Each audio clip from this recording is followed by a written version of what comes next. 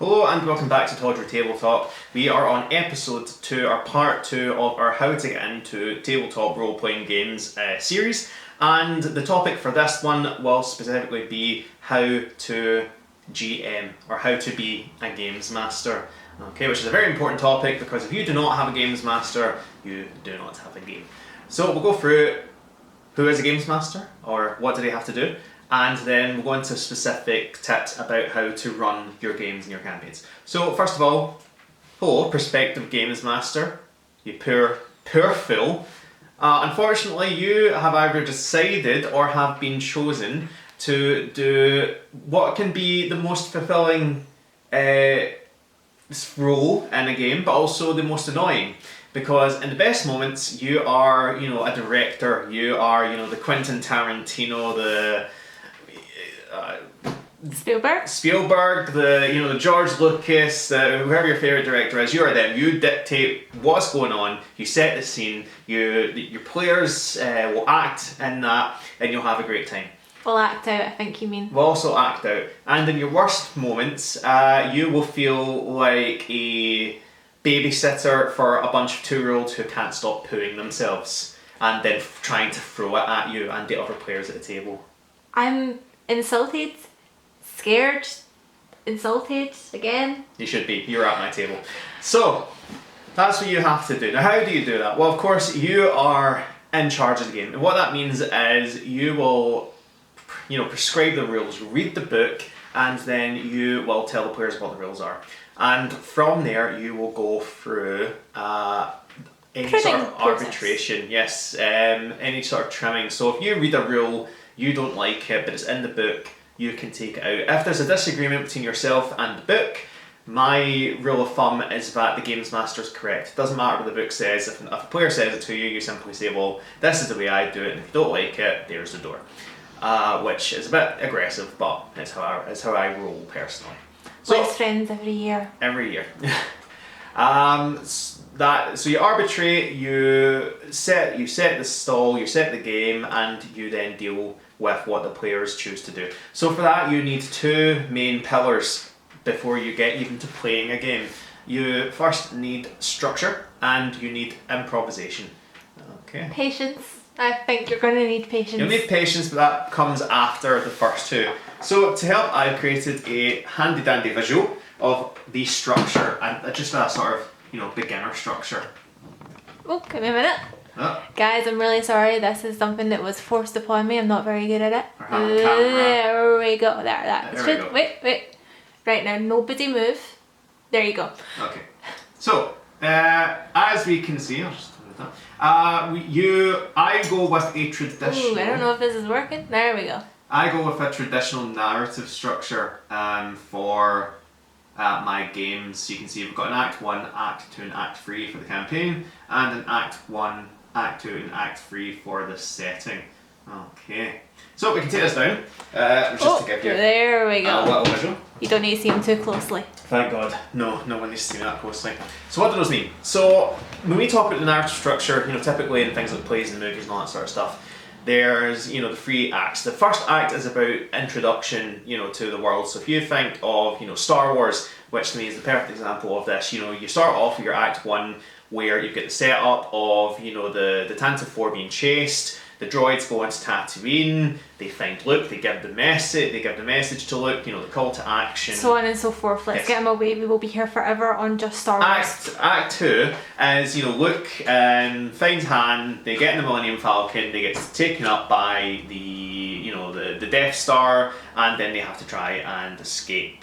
And that's where your peril starts to come in. Things can go bad. Obviously, what happens to Ben Kenobi.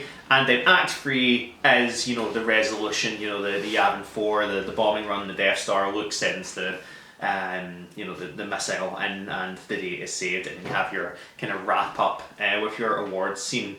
So that's your 3-act structure. Okay, but the issue is that you're not telling just one story. Okay, a campaign can last weeks, months, years, sometimes decades if you're truly, truly insane. So you've got to think, what is the Act 1 of the campaign, what's the Act 2, and what's the Act 3?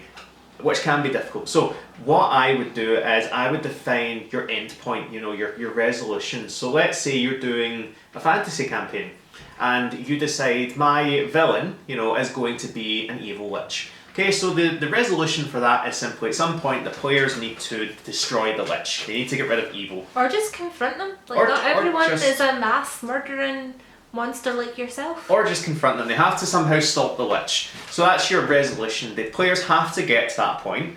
Okay, that's our act 3. Okay, that's our finale. But then you've got so much before then because the players just can't immediately walk up to the lich.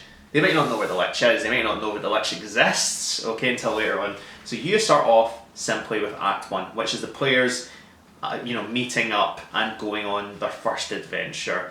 So traditionally, the joke is, the sort of cliche, they all meet in a tavern, and that's there for a reason because it gives a central point where players from different backgrounds can all meet together, so that the GM can then give them a hook to move on to the adventure, basically that call to action. So that's our Act 1. The players meet, they begin to do things. And then they move on to Act 2, where all the peril happens. They start to learn about the lich. They learn about how they can either defeat him or deal with him, maybe, or her, sexist. And then have a discussion in our Act 3 as a resolution. But within that, you're going to have different sessions. So if you run a campaign for 2 years and you have a session every 2 weeks for about 3-4 hours, that means in that session you should also have the same Act 1, Act 2, Act 3. Okay, but it's not linear because, of course, you're not always going to get to the end of something in a session, so what do? Well, that's why TV shows have recaps. At the start of every episode, they say what happened in the last episode, and they move on. So you can do the same with your players. Yeah, they were there 2 weeks ago, but there's things they've forgotten, which means you should keep notes. When the players do something, they interact with the character, they learn something, you yourself keep a note because maybe your players don't. Maybe you've got a bard who method acts and gets drunk. Maybe you do. And Wasn't me. Yes, you have to deal with that. But you need to keep notes because then you can say, hey, Zondar, the wizard, you spoke to, the old witch, and you found out that, the witch has several phylacteries. Bam, there you go. That sets up the next stage where they're going to go and try and find the phylacteries of the witch to either destroy or to deal with in some way. But each time within a session, try and keep to that Act 1, Act 2, Act 3. What's your setup, what's your conflict, and then what's your payoff? Because if you keep to that setup, no matter what happens in a session, your players will feel like they've achieved something. Okay?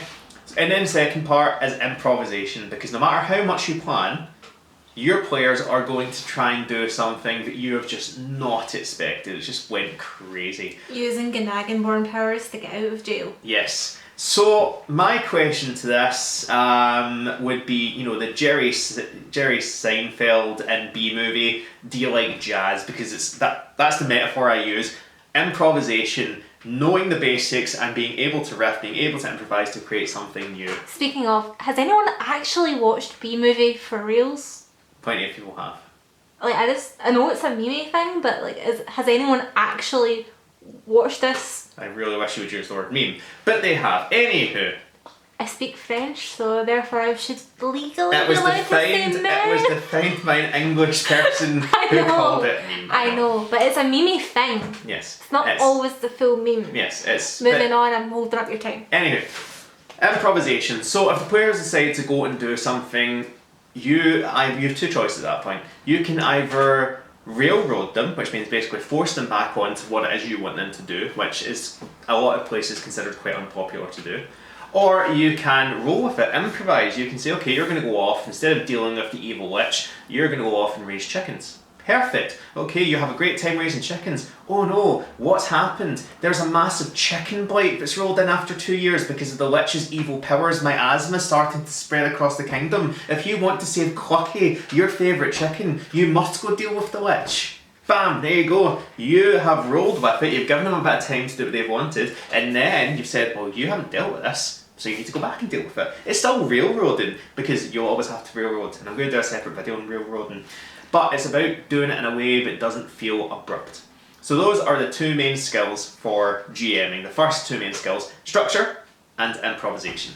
We'll continue on in more episodes. Okay, have a great day and have fun. Bye.